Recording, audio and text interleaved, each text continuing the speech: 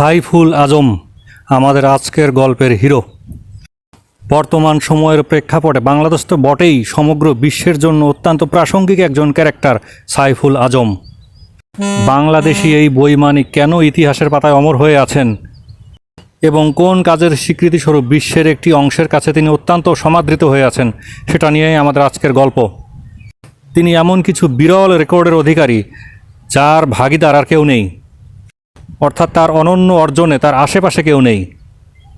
আর সেটি হলো, তিনি বিশ্বের একমাত্র বিরল রেকর্ডধারী বৈমানিক যিনি আকাশ যুদ্ধে একাই সর্বোচ্চ সংখ্যক ইসরায়েলি বিমান ভূপাতিত করেছিলেন।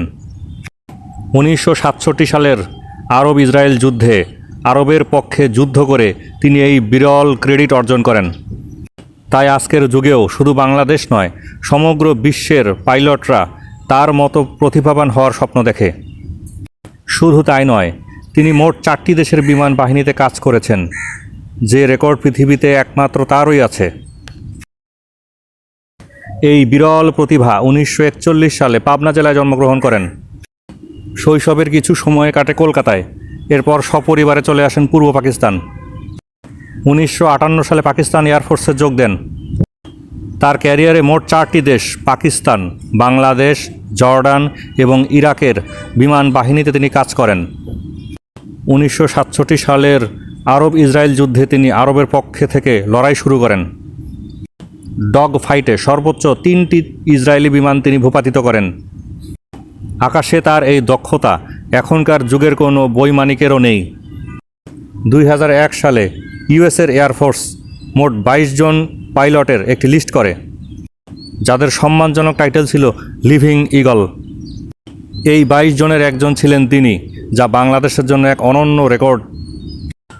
বর্তমানে ইরানের মতো একটি শক্তি শুধুমাত্র আকাশ প্রতিরক্ষায় দুর্বলতার কারণে, তাদের এমন বিধ্বংসী প্রতিরক্ষামূলক মারণাস্ত্র থাকার পরেও এভাবে মার খেয়ে গেল, তার মূল কারণই হচ্ছে দুর্বল আকাশ প্রতিরক্ষা ব্যবস্থা। তাদের ফাইটার জেটগুলোও ছিল পুরনো মডেলের এবং কোনো দক্ষ পাইলটও তাদের ছিল না।